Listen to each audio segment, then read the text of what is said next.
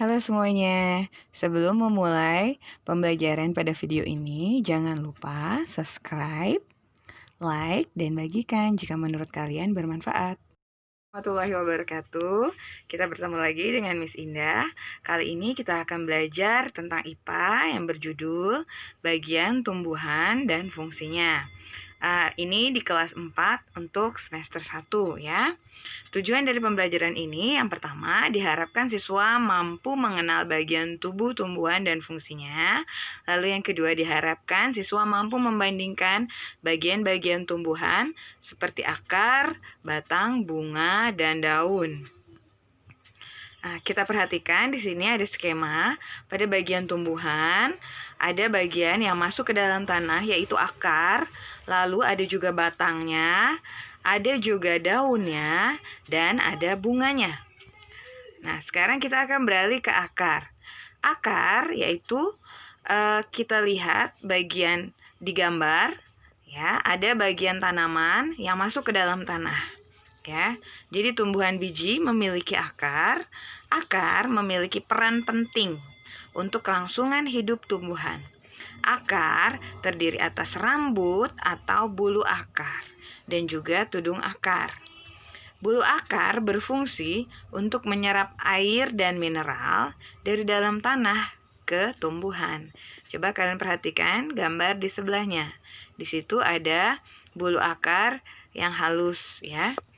Lalu tudung akar berguna untuk melindungi akar pada saat menembus tanah, ya. Kita lihat akar serabut. Ya, jadi akar dibagi lagi. Kalian bisa lihat nanti ada akar serabut dan akar tunggang. Sekarang kita akan membahas tentang akar serabut. Akar serambut, tumbuhan berbiji keping satu atau disebut dengan monokotil. Contohnya yaitu pohon kelapa, ada jagung, ada padi, ya. Apa yang bisa dilihat? Akarnya. Akarnya itu bentuknya seperti serabut. Lalu kita akan lihat untuk akar tunggang. Ya, akar tunggang ini dimiliki oleh tumbuhan berbiji dua atau dikotil. Contohnya kacang tanah. Ya, kalian perhatikan kacang tanah ya. Itu dia termasuk tumbuhan berbiji dua atau dikotil. Sekarang apa sih fungsi akar itu? Yuk kita cari tahu. Yang pertama adalah menunjang berdirinya tumbuhan. Yang kedua, menyerap air dan mineral dari dalam tanah. Yang ketiga, menyimpan cadangan makanan. Lalu untuk bernafas. Setelah akar akan ada batang. Apa fungsi dari batang? Yuk kita cari tahu.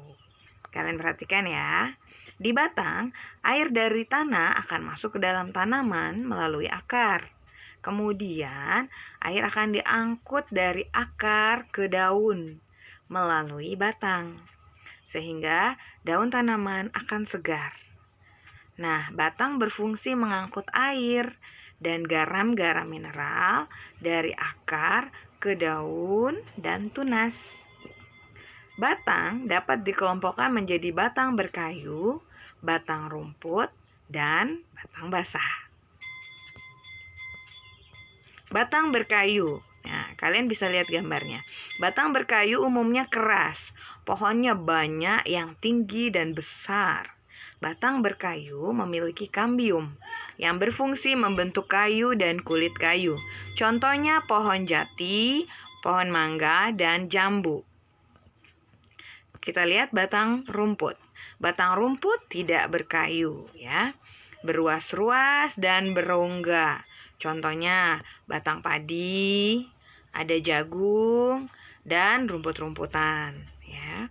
Tumbuhan dengan batang rumput umumnya pendek-pendek. Oke.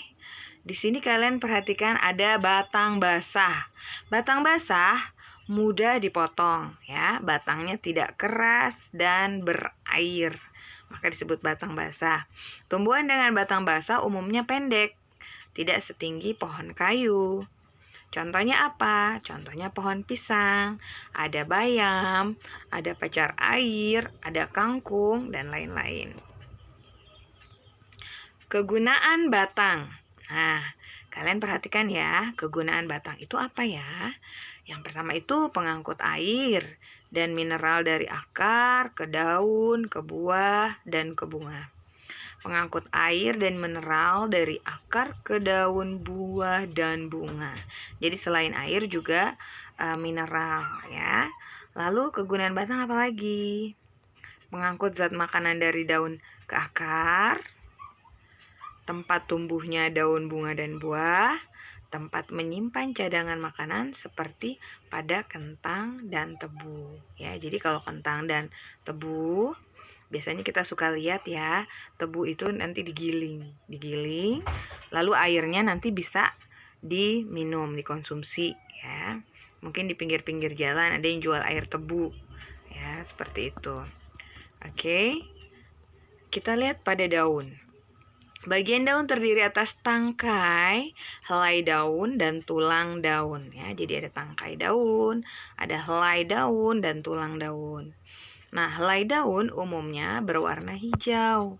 Tapi ada juga yang tidak berwarna hijau ya. Ada juga yang merah ya. Seperti bayam merah, dia daunnya berwarna merah. Dan ada berbagai jenis lainnya ya. Daun tumbuhan umumnya berwarna hijau karena di dalamnya terdapat zat hijau daun yang disebut juga klorofil ya. Klorofil disebut juga zat hijau daun ya. Jadi zat warna hijau daun ini menyebabkan daun dapat mengabsorpsi energi cahaya. Diserap energi cahayanya ya guna menghasilkan gula dalam proses fotosintesis. Jadi tumbuhan yang mengandung zat hijau daun dapat membuat makanannya sendiri. Seperti itu ya. Oke, sayang. Kalian lihat di sini ada bagian daun ya. Ada tunas daun, ada nodus dan internodusnya.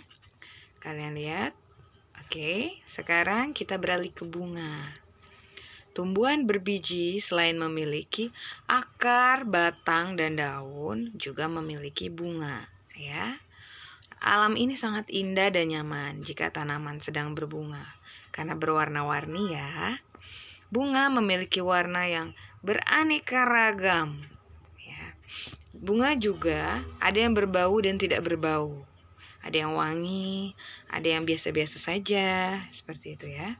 Fungsi utama bunga adalah untuk membentuk biji agar tanaman dapat ditanam. Ya, akan ditanam kembali sehingga apa? Sehingga keturunannya jadi bertambah banyak, ya. Kalian perhatikan di sini ada mahkota. Mahkota itu bunganya ya, bagian atas bunga yang seperti daun itu yang berwarna-warni itu disebut mahkotanya ya. Lalu ada kepala sari, ketika dibuka nanti ada kepala sarinya, lalu ada benang sari, ada kepala putiknya, ada tangkai putik, bakal biji ya, ada kelopak bunga, dasar bunga, dan tangkai bunga. Perhatikan di sini, kalian harus hafalkan karena biasanya ini keluar pada saat ulangan atau ujian ya. Benang sari ini sebagai fungsinya ya sebagai alat kelamin ya, alat kelamin jantan pada bunga.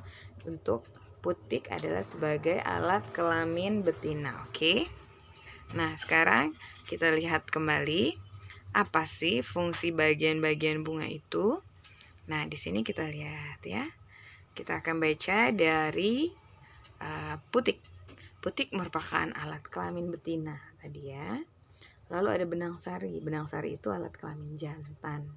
Kelopak bunga berfungsi untuk membungkus mahkota bunga ketika bunga masih kuncup ya. Lalu kita lihat lagi. Mahkota bunga merupakan perhiasan bunga yang berwarna indah, berfungsi untuk menarik perhatian kumbang, kupu-kupu, serangga ya. Ya, untuk hinggap. Tangkai bunga ini merupakan penghubung batang dengan bunga. Ya. Jadi air dan mineral itu dari akar sampai ke bunga melalui batang dan tangkai bunga. Oke. Sampai di sini apakah sudah cukup jelas? Ya, semoga kalian bisa memahaminya dan kalian bisa ulang jika ibu terlalu cepat. Assalamualaikum warahmatullahi wabarakatuh. Sampai ketemu lagi ya dengan pembelajaran berikutnya. Bye-bye.